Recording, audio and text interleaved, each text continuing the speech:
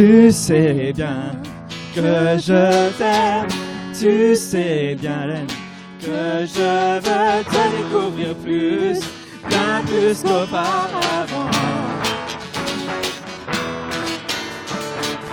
Ces mots viennent de mon cœur, ces mots sont sincères, je vivrai pour toi, je me consacre à toi.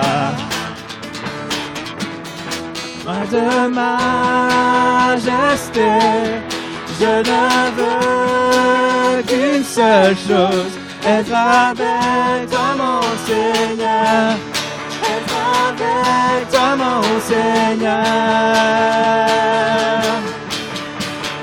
Jésus, tu es le sauveur de mon âme, et je te dédierai mes louanges pour l'éternité. Jésus, tu es le sauveur de mon âme, et je te dédierai mes louanges pour l'éternité. Et je te dédierai mes louanges pour l'éternité. Alléluia, notre Sauveur est vivant. Il vit en nous et maintenant je vis. Amen.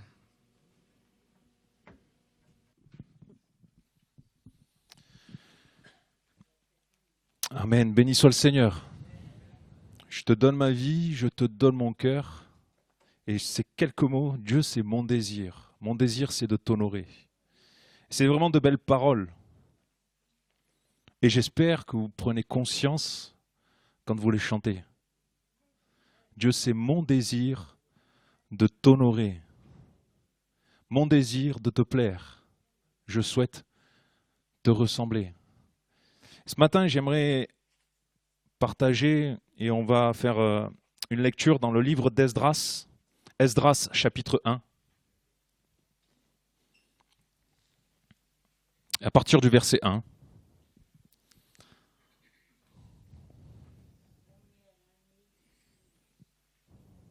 C'est exactement ça. La première année de Cyrus, roi de Perse, afin que s'accomplisse la parole de l'Éternel prononcée par la bouche de Jérémie. L'Éternel réveilla l'esprit de Cyrus, roi de Perse, qui fit faire de vive voix et par écrit cette publication à tout son royaume. Ainsi parle Cyrus, roi de Perse. L'Éternel, le Dieu des cieux, m'a donné tous les royaumes de la terre et il m'a commandé de lui bâtir une maison à Jérusalem en Juda. Qui d'entre vous est de son peuple? Que son Dieu soit avec lui et qu'il monte à Jérusalem en Juda et bâtisse la maison de l'Éternel, le Dieu d'Israël. Le Dieu qui est à Jérusalem, dans tout lieu où séjournent des restes du peuple de l'Éternel. Les gens du lieu leur donneront de l'argent, de l'or, des effets et du bétail avec des offrandes volontaires pour la maison de Dieu qui est à Jérusalem. Les chefs de famille de Juda, de Benjamin, les sacrificateurs, les Lévites, tous ceux dont Dieu réveilla l'esprit, se levèrent pour aller bâtir la maison de l'Éternel à Jérusalem. Tout leur alentour leur donnèrent des objets d'argent, d'or, des effets, du bétail et des choses précieuses, outre toutes les offrandes volontaires. Le roi Cyrus rendit les ustensiles de la maison de l'Éternel que Nebuchadnezzar avait emportés de Jérusalem et placés dans la maison de son Dieu. Cyrus, roi de Perse, les fit sortir par Mithrédate, le trésorier, qui le remit à Sheshbatsar, excusez-moi la prononciation, prince de Juda. Et voici le nombre, 30 bassins d'or, 1000 bassins d'argent, 29 couteaux, 30 coupes d'or, 410 coupes d'argent de second ordre, 1000 autres ustensiles. Tous les objets d'or et d'argent étaient au nombre de 5400. Sheshbatsar emporta le tout de Babylone à Jérusalem au retour de la captivité. Amen. Amen. Ce matin, le verset qui m'a simplement interpellé, c'est le verset 5, les chefs de famille de Juda, de Benjamin, les sacrificateurs et les Lévites, tous ceux dont Dieu réveilla l'esprit. Tous ceux dont Dieu réveilla l'esprit. Et ce matin, on va parler de réveil. On va parler de réveil. Quand on parle de réveil, hein, on pense au réveil qui est arrivé avec Douglas Scott, de la Normandie, qui est descendu. Tout ce qui s'est passé. Cet homme qui était venu en France simplement pour apprendre le français se retrouve à évangéliser, à annoncer la parole de Dieu. Et des miracles se font. Des églises s'ouvrent. Et la parole de Dieu se répand. C'est une grâce que l'Éternel fait. Quand on parle de réveil, justement, on pense à toutes ces choses-là. On a souvent les yeux qui brillent quand on se dit « Ah Seigneur, j'aimerais bien qu'il y ait un réveil. J'aimerais bien qu'il y ait des foules qui viennent. J'aimerais bien qu'il y ait des gens qui viennent. » On a les idées, on a des idées plein la tête qui commencent à venir et on entend dans des pays, sur d'autres continents, on entend que des réveils se font et le Seigneur, mais Seigneur, pourquoi pas ici? Et on se pose des questions. Ou parfois, parler de réveil, oui, ça va, c'est bon, tranquille. On se calme, détends-toi. Peut-être ça vous incommode, ça nous incommode. Peut-être que ça dérange cette idée-là, cette idée de réveil. Peut-être, vous êtes un peu comme moi, quand j'étais ado, ma mère m'avait acheté un gros réveil en forme de camion qui sonnait bien fort parce que j'avais beaucoup de mal à me lever le matin. Il a fait 3 mois. Je l'éteignais. Et on est un peu comme ça. Mais l'Éternel réveilla l'esprit de tout son peuple. Et ce matin, je ne vais pas annoncer un grand réveil, je ne veux pas parler de réveil, mais le réveil de nos vies, de nos âmes, de ce que Dieu désire faire et fait. Quand on regarde le contexte, on voit que justement tout ce peuple est parti en déportation. Et cette déportation s'est passée en 3 étapes. La première, c'est avec le roi Joachim qui a été vaincu et il est enchaîné, déporté à Babylone. Et avec lui est emmené justement tous les trésors du temple. Et on retrouve dans Daniel chapitre 1, versets 1 à 7, dans 2 Chroniques, chapitre 36, verset 6. La deuxième fois, Jérusalem est à nouveau assiégée. À nouveau, elle est détruite. Le reste des trésors du temple, 10 000 hommes sont emmenés, et ainsi que le prophète Ézéchiel qui est parmi eux, dans 2 Rois 24. Et une troisième fois, les Babyloniens envahissent pour la dernière fois Jérusalem et détruisent la ville et le temple. Et là, ça en est fini. Ça en est fini de la ville. Le peuple sera tenu captif 70 années. Il nous est dit dans Jérémie, chapitre 25, verset 11, « Tout ce pays deviendra une ruine, un désert, et ces nations seront asservies au roi de Babylone pendant 70 ans. Mais lorsque 70 ans seront accomplis, je châtierai le roi de Babylone et cette nation, dit l'Éternel, à cause de leur iniquité, je punirai le pays des Chaldéens, et j'en ferai des ruines éternelles. » 70 ans sont passés. Le royaume de Babylone s'est effondré. Et Babylone a été à son tour conquise par le roi de Perse. Et nous voyons ici le roi de Babylone, Cyrus, qui permet aux Juifs de retourner sur leur terre natale. Et ce texte qui écrit, Esdras nous parle du retour de la captivité en Babylone. De cette joie de retourner, de pouvoir reconstruire, rebâtir la ville de Jérusalem. Les chefs de famille de Juda, de Benjamin, les sacrificateurs, les Lévites, tous ceux dont Dieu réveilla l'esprit, se levèrent pour bâtir la maison de l'Éternel à Jérusalem. Le Seigneur fait grâce. Mais qui parle de réveil parle d'assoupissement, parle de s'endormir. Si on a besoin d'être réveillé, c'est qu'on est endormi.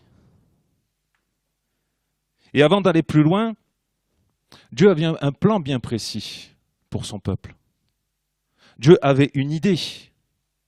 Dieu avait une direction. Et dans Jérémie, chapitre 29, verset 4, il nous est dit justement,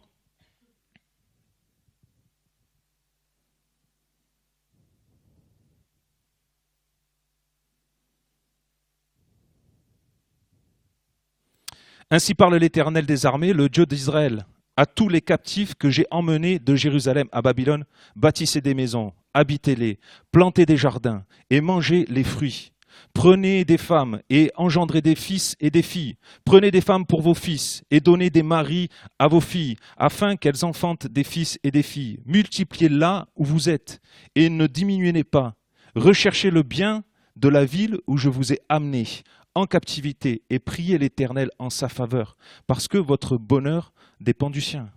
Un petit peu plus loin, chapitre 29, verset 10, « Mais voici, dit l'Éternel, dès que 70 ans seront écoulés pour Babylone, je me souviendrai de vous et j'accomplirai à votre égard ma bonne parole en vous ramenant dans ce lieu. Car j'ai des projets que j'ai formés sur vous, dit l'Éternel, projets de paix et non de malheur, afin de vous donner un avenir et une espérance. » Quand ils sont captifs, Dieu leur demande d'habiter le lieu où ils sont, de vivre dans le lieu où ils sont, de s'épanouir, puisqu'il parle de construire des familles, de se marier, de grandir, de même penser au bien-être de la ville de Babylone.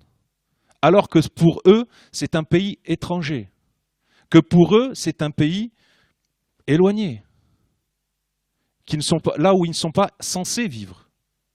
Mais Dieu pourvoit et demande à son peuple de vivre. Dieu avait des projets. Et tout en restant dans l'obéissance de la loi, Dieu leur demande de grandir. La parole de Dieu nous rappelle cette chose. Vous êtes du monde, mais vous n'êtes pas dans le monde. Pardon, vous êtes dans le monde, mais vous n'êtes pas du monde. Excusez-moi. Vous avez raison, je me suis trompé.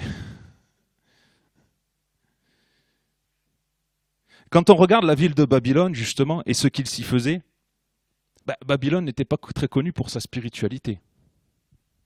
Elle n'était pas connue pour son dévouement à Dieu. La première fois, justement, qu'il est question de Babylone, on en parle dans Genèse 11 avec la tour de Babel, où, justement, ces hommes vont chercher à construire une tour, et l'orgueil gagne le cœur des hommes, et l'objectif de cette tour haute, c'est afin de se faire un nom. La prétention de ces hommes, justement, va monter jusqu'aux cieux. Et Dieu les châtiera. Ce n'est pas un lieu qui rassemble, mais ça devient un lieu de confusion. Babylone, sous Nebuchadnezzar, était justement, quand on regarde les écrits, quand on regarde les commentateurs, la plus belle des villes. Une ville magnifique, des murailles épaisses, des constructions, un fleuve qui traverse cette ville. Il y avait tout pour plaire dans cette ville. C'était la plus grande capitale de son époque et aucune ville n'était comparable à Babylone. Las Vegas. Eh ouais. Si vous voulez une image, Las Vegas. Ça brille de tous les côtés. C'est magnifique, des cours d'eau, des coins merveilleux, de belles bâtisses. Et dans cette ville, tout est possible. Tout est possible. À Babylone, tout était possible. Dans Apocalypse, chapitre 17, verset 4, justement, Jean écrit et donnera cette image de Babylone.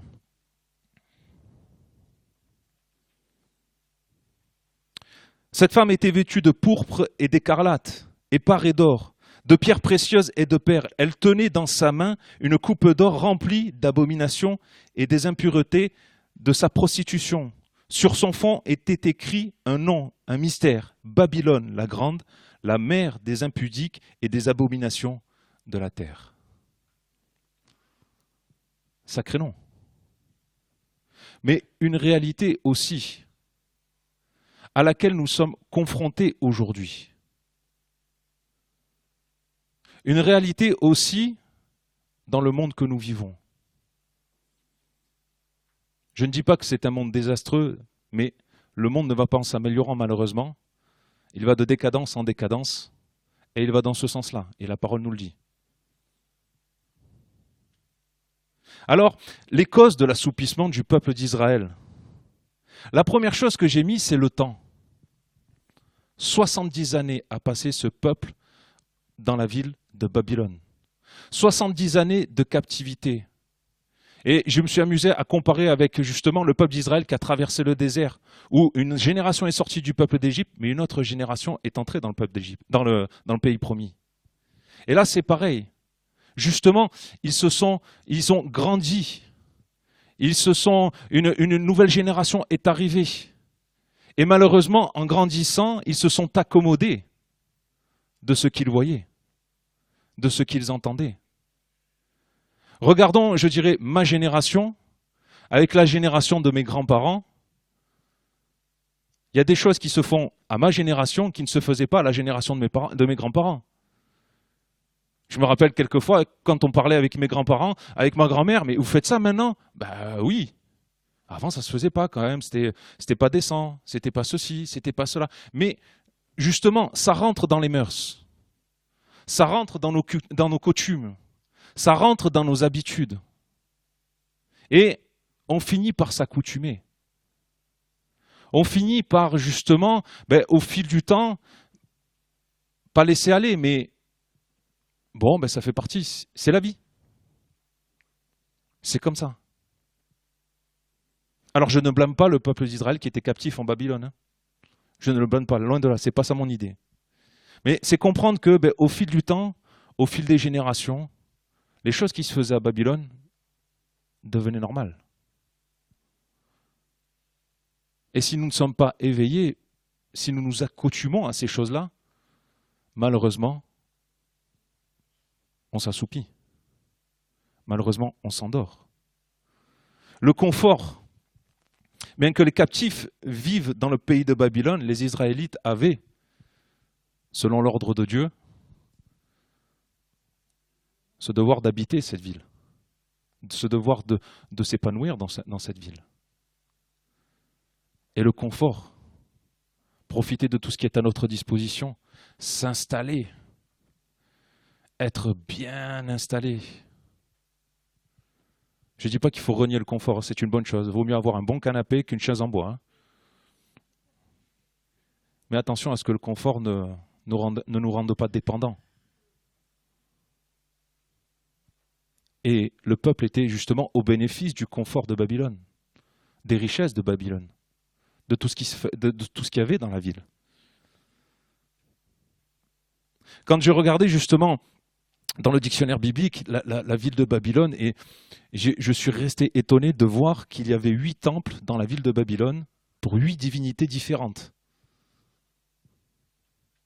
Et je crois que justement la religiosité, cet esprit-là, d'habitude, de faire, de répéter toujours les mêmes choses, et finalement, c'est normal. C'est normal.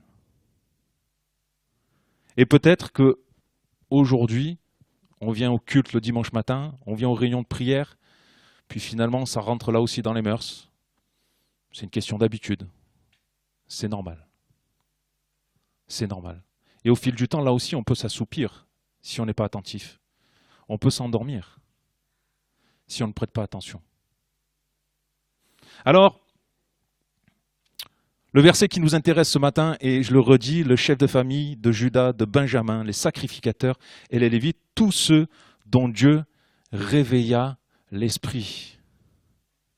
Et frères et sœurs, je veux vraiment que l'on prenne conscience que Dieu réveilla l'esprit.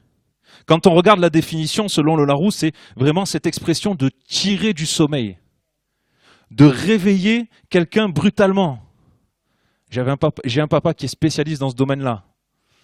J'ai du mal à me lever le matin. Il arrivait, allez Mathieu, on va au culte. Il tirait la couette. Ça pique, surtout quand il fait 2 degrés dans la chambre, ça fait froid. Mais réveiller brutalement, être éveillé par un bruit, sortir de son sommeil, se réveiller avec sursaut. Et toutes ces définitions nous montrent vraiment cet aspect de ranimer, de raviver, de redonner de la vigueur, de redonner la vie, de ramener, de faire sortir d'un état d'inaction, d'un état léthargique un état vivant, un état qui bouge. Réveiller le courage, réveiller ces choses-là. C'est vraiment tout cet aspect-là qui, justement, qui nous appelle et qui incite à aller et à se bouger. Et j'aimerais vous dire pourquoi Dieu a choisi de réveiller son peuple. Pourquoi, justement, Dieu va choisir de les sortir de là. C'est vrai, nous avons lu, Dieu avait fait une promesse qui est écrite dans le livre de Jérémie. Et Dieu fait grâce, quand nous lisons le texte que nous avons lu, à son peuple. Il le renouvelle. Et j'aime cette parole de Ésaïe, chapitre 32, verset 7, que l'on va lire ensemble.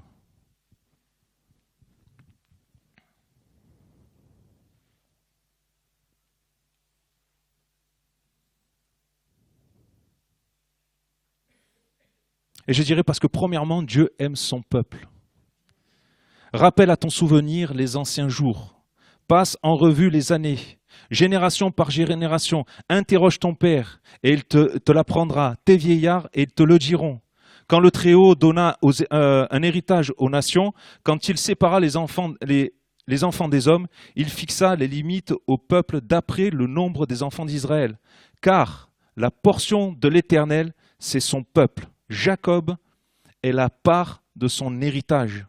Il l'a trouvé dans une contrée déserte, dans une solitude aux effroyables hurlements. Il l'a entouré et il en a pris soin. Il l'a gardé comme la prunelle de son œil, pareil à l'aigle qui veille sur sa couvée. Voltige sur ses petits, déploie ses ailes, les prend, les porte sur ses plumes. C'est vrai que Dieu avait fait une promesse à Abraham d'un peuple nombreux. C'est vrai que Dieu a choisi ce peuple-là, l'un des plus faibles des plus petits. Et nous voyons justement que Dieu veille sur son peuple, veille sur ses enfants, que la miséricorde de Dieu encore se manifeste envers son peuple, que son amour va se manifester. Si Dieu choisit de réveiller son peuple, c'est par amour pour son peuple, par sa miséricorde. Et n'oublions pas que c'est vrai que Dieu a fait cette promesse, mais aussi parce que Dieu avait choisi Jérusalem pour lieu où il viendrait, où il habiterait.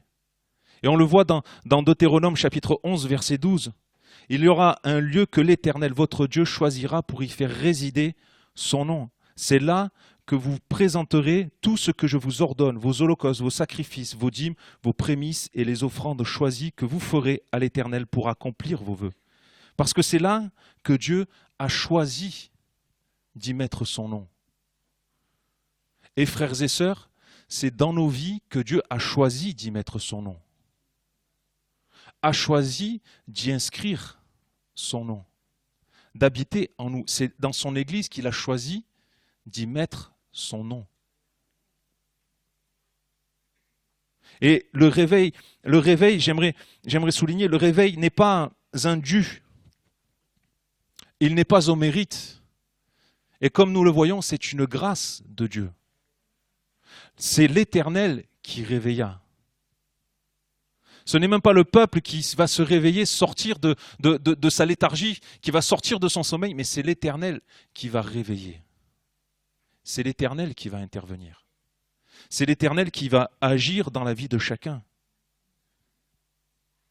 Et de la même manière, nous qui sommes aujourd'hui le troupeau, son troupeau, nous qui sommes aujourd'hui son peuple, je crois que vraiment être réveillé, mais réveillé par Dieu, que lui intervienne, que son esprit souffle sur chacune de nos vies et nous ranime.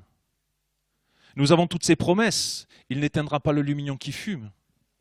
Nous avons ces paroles de consolation au travers de la Bible et nous montre que Dieu, justement, veut que nous soyons réveillés et que nous soyons éveillés.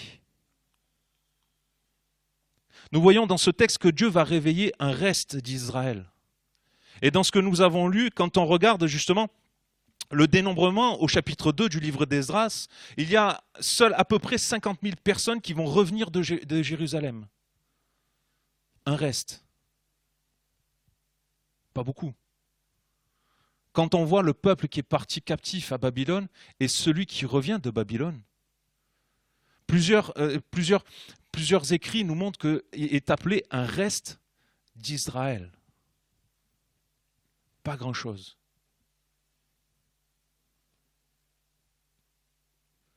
Et nous voyons que justement,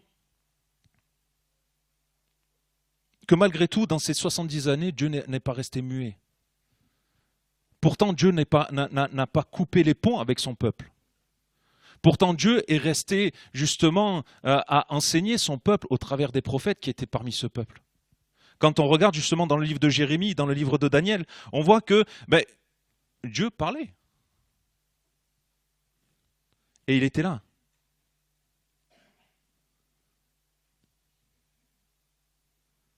Ça nous rappelle ce passage dans Matthieu chapitre 22, verset 14, où justement il y a beaucoup d'appelés, peu d'élus. Et c'est malheureux d'entendre ces paroles-là. Ça me réjouit pas, mais c'est écrit. Mais l'Éternel va réveiller l'esprit de ce reste. Dieu, dans son amour, a pourvu au moyen de nous tirer de notre léthargie, de notre sommeil. Et il l'a pourvu en Jésus-Christ. On connaît Jean 3,16, Dieu a tant aimé qu'il a donné son Fils. Il l'a donné. Et il pourvoit au moyen de nous tirer de ce sommeil, de cette mort dans laquelle nous sommes. De cet état inerte à un état de vie. Afin que nous ayons cette vie. Paul dira aux Éphésiens chapitre 2 verset 4, « Mais Dieu qui est riche en miséricorde, à cause du grand amour dont il nous a aimés, nous qui étions morts par nos offenses, nous a rendus à la vie avec Christ, et c'est par grâce que vous êtes sauvés. » Frères et sœurs, Christ a été donné pour que nous ayons la vie, pour que nous soyons réveillés. Pas dans l'accoutumance, pas dans la léthargie, mais pour que nous vivions.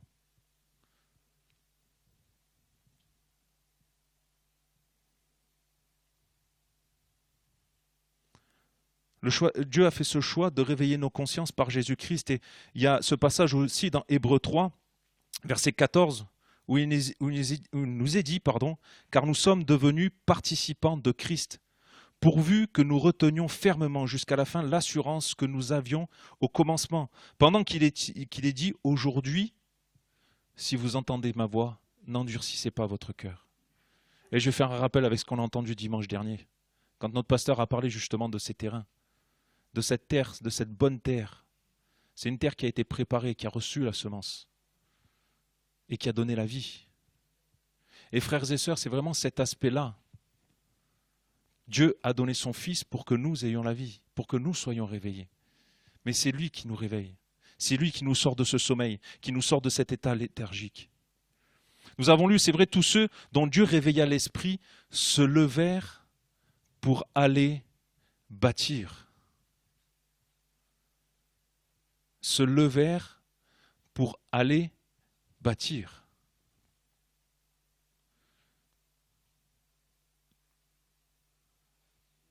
On n'est pas appelé à rien faire. Je suis désolé, mais pour ceux qui pensaient prendre des vacances, ce n'est pas le moment. Nous sommes appelés à bâtir. J'aimerais lire avec vous, justement, la première chose que le peuple va faire à son retour à Jérusalem. Dans Esdras, chapitre 2, verset 68.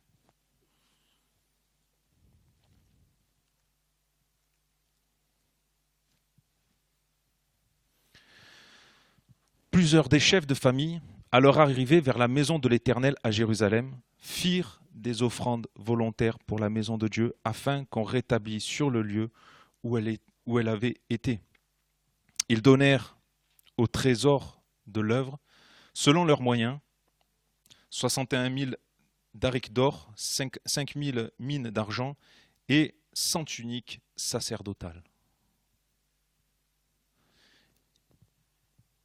Ils firent des offrandes Tout ce qu'ils avaient reçu déjà, c'était pour la construction du temple. Tout ce qu'ils avaient reçu du roi de Babylone, ils l'ont mis. Et eux, ils ont fait des offrandes volontaires. La première offrande que nous devons faire, c'est notre vie. Paul le dira.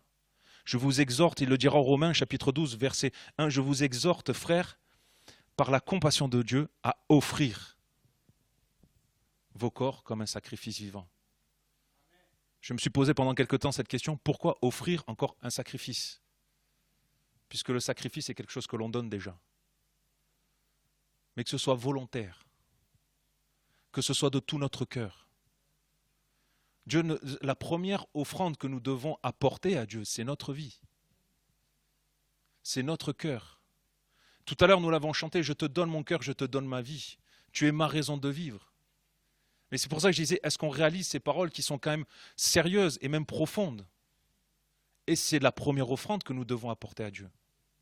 C'est notre cœur. C'est notre vie. Une offrande volontaire de notre part. Un abandon total pour chacun d'entre nous. Si Dieu réveille nos consciences, mais c'est la première chose que nous devons faire.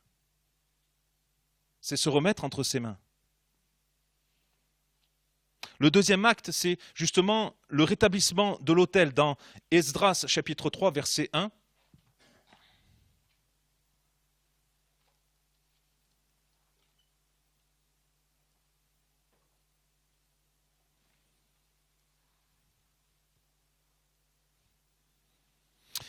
Le 7e mois arriva, et les enfants d'Israël étaient dans leur ville. Alors le peuple s'assembla comme un seul homme à Jérusalem. Josué, fils de Jotsadak, avec ses frères les sacrificateurs, et Zorobabel, fils de Shealtiel, avec ses frères, se levèrent et bâtirent l'autel du Dieu d'Israël pour y offrir des holocaustes selon qui est écrit dans la loi de Moïse, homme de Dieu. Et au verset 6, dès le premier jour du 7e mois, ils commencèrent à offrir à l'Éternel des holocaustes. Cependant, les fondements du temple de l'Éternel n'étaient pas encore posés. L'autel rétabli. Le lieu où on adore, où on apporte nos offrandes. Et ce lieu, justement, où nous pouvons proclamer la grandeur de Dieu. Et quand je parle d'adoration, je ne parle pas justement simplement avec nos mots, mais une conduite d'adorateur. C'est-à-dire dans nos gestes, dans notre manière de penser, dans notre façon d'agir et d'interagir les uns avec les autres, être de véritables adorateurs. L'adoration, elle est là aussi. Elle n'est pas seulement le dimanche matin quand nous nous rassemblons, ou quand on vient à nos réunions de prière pour justement prier, louer, adorer, mais elle est aussi dans nos actes.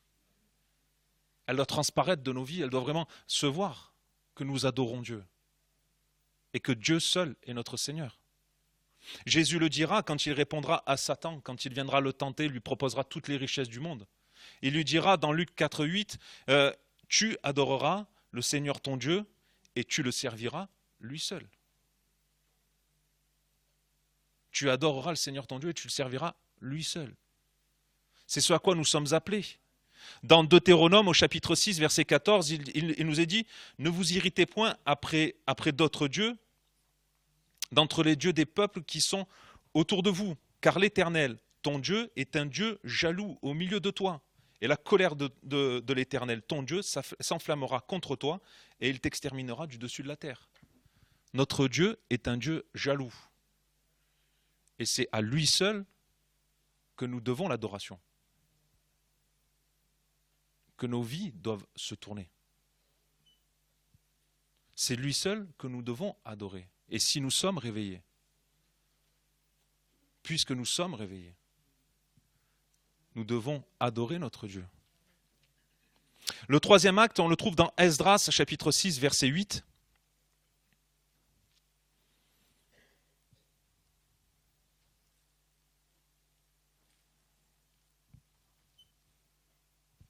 La seconde année, depuis leur arrivée à la maison de Dieu à Jérusalem, au second mois, Zorobabel, fils de Shealtiel, Josué, fils de Jotsadak, avec le reste de leurs frères, les sacrificateurs et les Lévites, et tous ceux qui étaient revenus de la captivité à Jérusalem se mirent à l'œuvre et chargèrent les Lévites de 20 ans et au-dessus de surveiller les travaux de la maison de l'Éternel. Et Josué, avec ses fils et ses frères, Cadmaïel, avec ses fils et fils de Juda, les fils de Enadad, et leurs fils et leurs frères, les Lévites, se partagèrent tous ensemble à surveiller ceux qui travaillaient à la maison de Dieu. Troisième et dernière étape, la construction du temple. La construction du temple. Avant de reconstruire la ville, le peuple s'est chargé de reconstruire, de bâtir le temple, là où Dieu réside son nom. C'est l'image d'un Dieu qui est vraiment au centre de toute chose, de nos vies. C'est ce Dieu qui, justement, règne dans la ville. On passe justement d'une offrande à l'autel et à la construction du temple. Est-ce que Dieu est maître et Seigneur? Est-ce que Dieu règne dans nos vies? Est-ce qu'il est roi des rois? Et Jean-Baptiste avait ces mots dans Jean 30, il dira, il faut qu'il croisse et que je diminue. Mais si l'Éternel réveille nos consciences, nous sommes appelés à ce qu'il soit roi et Seigneur dans nos vies, dans l'Église. Nous sommes appelés à ce que lui seul règne.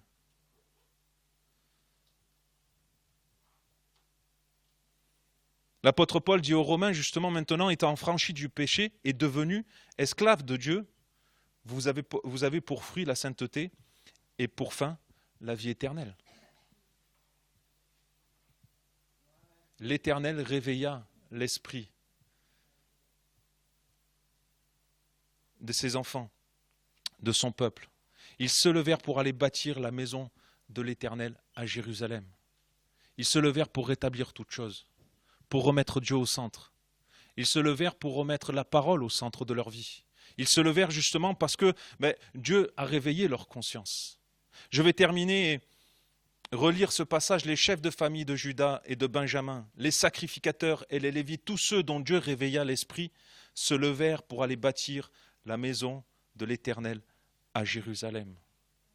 Et nous voyons que dans ce texte, dans ce qui va se passer avec ce peuple qui a été déporté pendant 70 années, que Dieu va incliner le cœur même des plus grands de ce monde. Cyrus, qui était roi de Perse, va ouvrir les portes et justement certains commentateurs disent que cet homme avait sûrement lu la prophétie d'Ésaïe qui le concernait. Et il dira, Dieu m'a donné tout un royaume. On va voir que justement le peuple va pouvoir revenir dans sa maison. Le peuple va pouvoir rentrer parce que l'Éternel réveilla l'esprit de Cyrus. Mais aussi, si le peuple a pu rentrer, c'est parce que l'Éternel réveilla l'esprit du peuple. Il réveilla ses consciences. Ce retour n'est pas un retour en arrière pour le peuple d'Israël, mais c'est encore un retour en avant. Un retour auprès du Père. Un retour dans la présence de Dieu.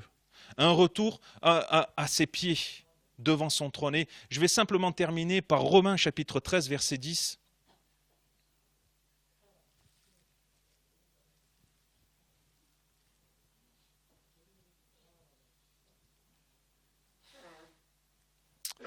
Romains 13, 10. L'amour ne fait point le mal au prochain. L'amour est donc l'accomplissement de la loi. Cela importe d'autant que plus vous savez à quel temps nous sommes, c'est l'heure de vous réveiller enfin du sommeil, car maintenant le salut est plus près de nous que lorsque nous avons cru. La nuit est avancée, le jour approche. Dépouillons-nous donc des œuvres des ténèbres et revêtons les armes de la lumière. Marchons honnêtement, comme en plein jour, loin des excès et de l'ivrognerie, de la luxure et de l'impudicité, des querelles et des jalousies. Mais revêtez-vous du Seigneur Jésus-Christ et n'ayez pas soin de la chair pour en satisfaire les convoitises. Merci Seigneur. Pour cette grâce que nous avons, c'est vrai, de pouvoir nous tenir en ta présence. Et je te prie, Père, de réveiller peut-être nos consciences, Seigneur mon Dieu, de réveiller chacune de nos vies, que vraiment nos cœurs s'inclinent devant ta face et ta grandeur, que tu sois le centre de nos vies, le centre de nos cœurs, comme tu as réveillé, Seigneur, ton peuple, Seigneur, quand tu les as sortis de cette captivité, que les chaînes qui nous liennent, que les liens qui nous tiennent, Père, tombent, Seigneur mon Dieu, et que vraiment tu sois toi, Maître et Seigneur de nos vies. Merci encore, Seigneur, pour cette vie. Merci pour cette grâce, Père, que nous avons de pouvoir nous tenir en ta présence. Merci parce que tu es Dieu, tu es souverain. Amen. À toi soit la gloire, Jésus. Alléluia.